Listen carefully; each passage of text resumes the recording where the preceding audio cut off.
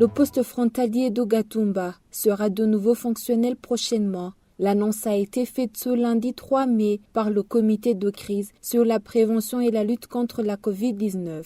Une bonne nouvelle pour les commerçants du marché Bujumbura City Market dit Kwasiyoni. Certains d'entre eux confient que leur business pourra redevenir florissant avec le retour des hommes d'affaires congolais.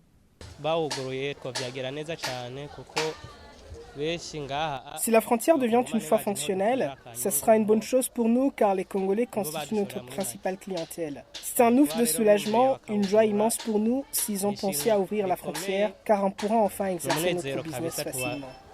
On se sent mieux vraiment, nous sommes contents parce qu'on a parfois des problèmes à cause des marchandises. Si on ouvre, on va avoir les passages facilement. Nous saluons ces décisions de rouvrir la frontière quand on était dans une grande pauvreté. Si la frontière est rouverte, ce sera une meilleure chose pour nous tous ici. On aura plus d'argent, plus de revenus. Selon le ministre de la Santé publique, la demande de la population exerçant le commerce transfrontalier est l'une des raisons de cette réouverture du poste frontalier d'Ogatumba. Une ordonnance tripartite est en train d'être préparée pour préciser les modalités.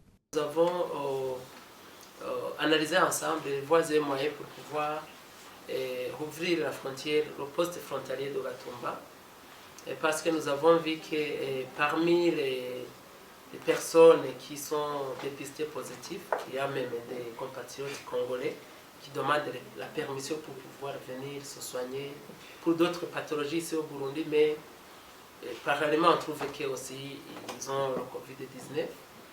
Alors aussi il y a la population burundaise, congolaise qui voudrait toujours continuer à vaquer aux occupations de business transfrontalier.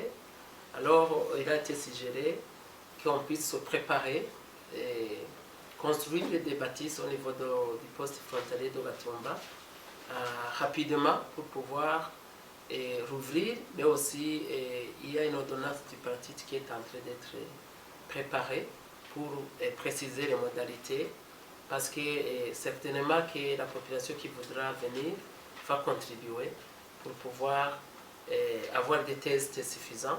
Le poste frontalier d'Ogatumba était fermé depuis le mois de mars de l'an dernier après l'apparition du premier cas de coronavirus dans le pays.